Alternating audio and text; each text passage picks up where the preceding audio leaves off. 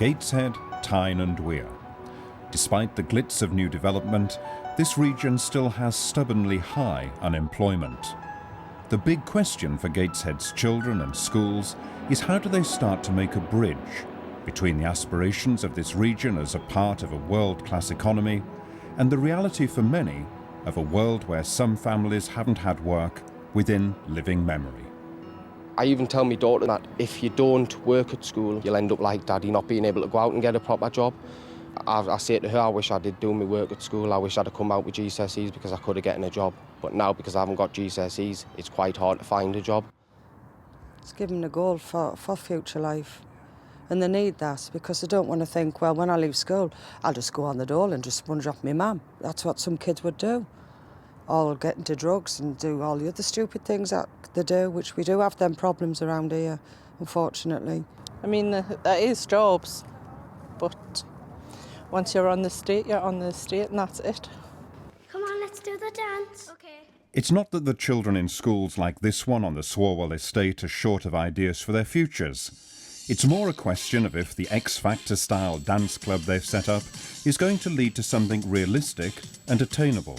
There's nothing wrong with dreaming about being a pop star. I think we've all done that. But what needs to happen in places like Swalwell is that we need to have more than dreams. We need to have actual, true aspirations for the children. These children need to have a look at careers that they are actually out there. For example, in the service industries, in the chemical industries. And they need to know that they actually have a chance of getting jobs in there. So it's not just a dream, it is an actual thing that they can aspire to. I'm leaving 2008, going to 2020. Bye!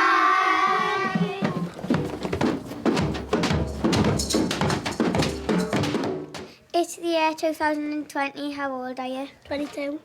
What job do you work at? Ice cream man. Dylan's limited aspirations are typical of many. Now Seal has given them a platform to explore their futures. If you couldn't be an ice cream man, what would you do? I'll start working at the cashier. The introduction of social, emotional aspects of learning is pivotal across the whole curriculum. It's enabled children to articulate their hopes, their dreams, their aspirations. It's enabled them to increase their emotional intelligence, to talk about things that really matter to them. And in talking about them, they actually begin to visualise them, and that helps them to realise it. If you weren't a beautician, what would you be? Teacher. When I came here about 18 months ago, the school was in danger of going into an Ofsted category. Row 1, can you lead out, please? And it was a priority to raise achievement and aspirations as much as we could.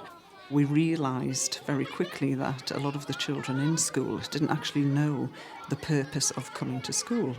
It's so very much important to share the big picture with the children so that they know, what life is all about and how school fits into that and how we can raise their aspirations to essentially be the creators of their own destiny. Realising that children had very little concept of the world of work was the first step across the bridge to raising the children's aspirations. The next step was to take a hard look at the delivery of the curriculum, planning in opportunities for careers-related learning. We have what's called Fair Trade Fridays, and the children are involved in selling the fair trade bars to other pupils. We link this with different work in the curriculum. The maths work fits in very nicely. The children every week take part in working out how much we've sold, how much profit we've made, and also where we need to go next. 12, 15, 18, 19, £1.92. We're only getting 3 pence profit, aren't we? Because the bars are £1.89. So 89, 90, 91, 92. We're getting £3 pence profit. Swalwell had for several years very low academic results. Last year, only 42% of children achieved level 4 in both English and maths. This year, 74% did. That is an impact.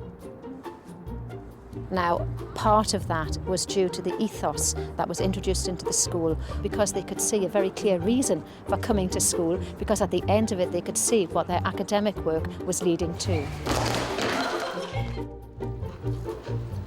But the school isn't achieving this dramatic turnaround without some crucial partnerships.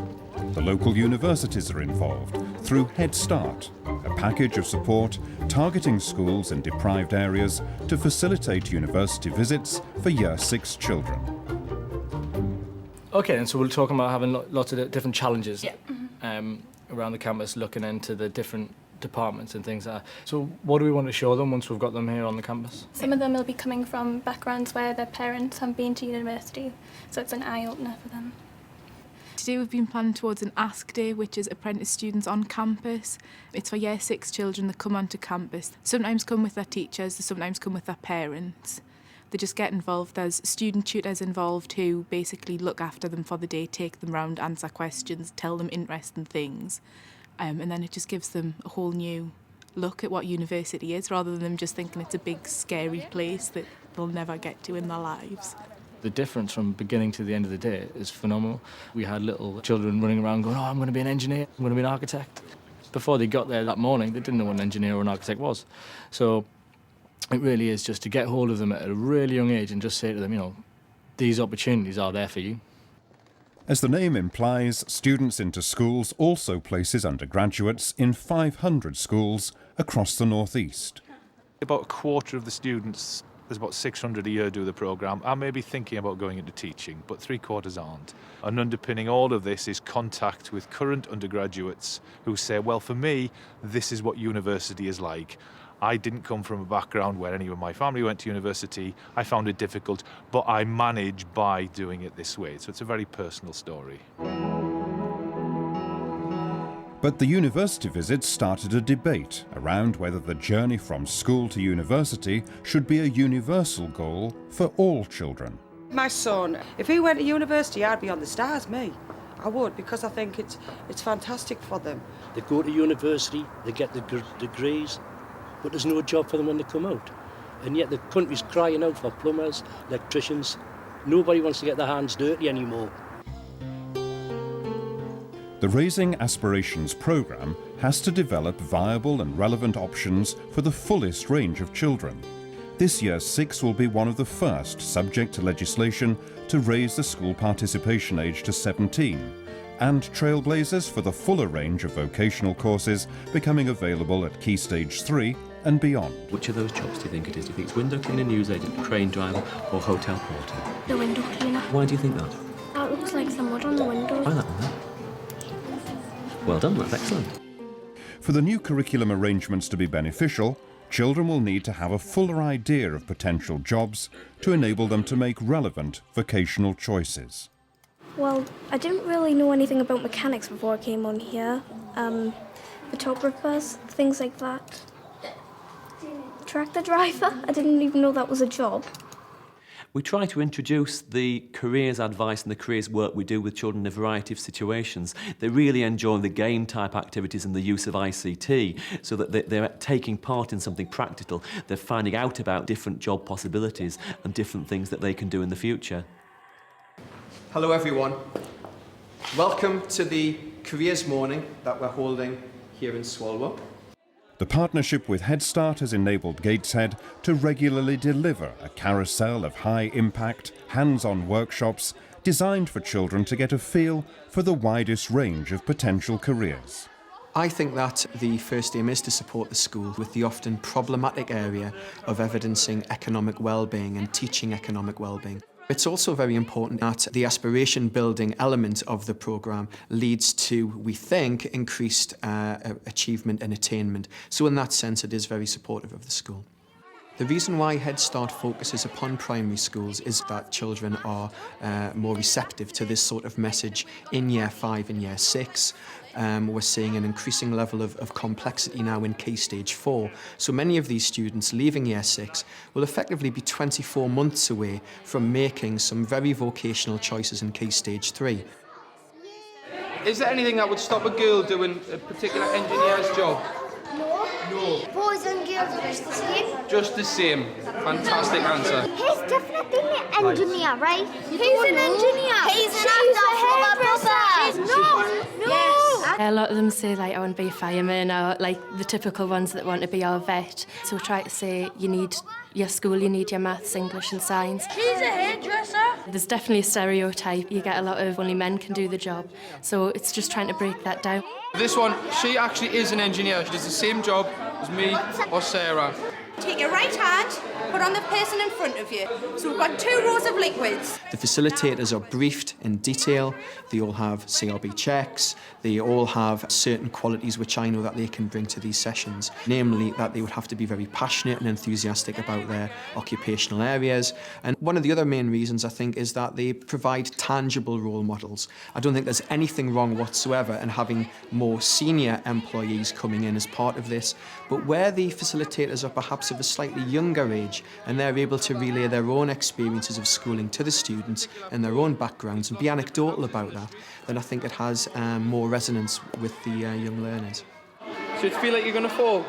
So this idea of making things hands-on, getting young people to experience success for themselves, to experiment with learning, to dress, to visualise in a particular way, is absolutely essential to the success of the workshops. Only holding it because it's a short hold. Everybody wants to be a footballer, but it's breaking through to them and it's speaking to them sort of at their level. It's once you get them involved and you get their hands on, you've got them dressing up, then you seem to get them focused and their attention, and they're not thinking about playing football anymore, and it's, I can do this. Make sure you mix all the talcum powder in really well. A lot of the project has relied upon goodwill and the voluntary input of a number of employers, and the benefits for them are positive publicity, ensuring that they have a very much a community-facing element to what they do. I think when you come to especially primary schools, one of the ideas is to have a lot of fun with the children, because they have this sort of stereotypical idea of this sort of mad scientist in a lab, and it's sort of trying to get them away from that idea. There's men and women that do the jobs, and you know, science isn't this sort of dull thing in the classroom where they're just having to learn things, that it goes on in real life, and once they get sort of hands-on, not only do they understand it a bit better, they sort of enjoy themselves a bit more and sort of bringing sort of science to life for them. Squidgy. I can see children changing their mind about different careers. It really opens them up in the start to ask more questions, and at the end of the sessions it's brilliant to get feedback. Motorbikes are fun and not just for boys, things like that, so it's really good. Because these guys are in your way, what are you going to do? Because the children know really where they're aiming for now. They know that they can aim for certain jobs. And you hear the children talking now about they'd like to go into engineering and architecture. It was unheard of before. So it has really given them something to aim for. And now that they know what school is all about, they know the pathway of how to achieve that. So what do the children make of the experience? I've seen lots of things today and it might help us to know what I want when I grow up. Science looks fun. She wants to be a teacher. There has been a massive impact on standards. It's that culture of change, and I can't do to I definitely can do, and I know how to achieve where I want to go. Careers-related learning in primary schools fits in really well with the wider government agenda of closing the gap. It fits in with the Every Child Matters agenda, and it has a measurable impact on standards within schools, whether they're academic or emotional. I would recommend it absolutely to any local authority. If they'd have come into school when I was at these age, it made a difference, which is why you've got to catch them in the primary school, because once they get to teenagers, they don't really give a monkeys.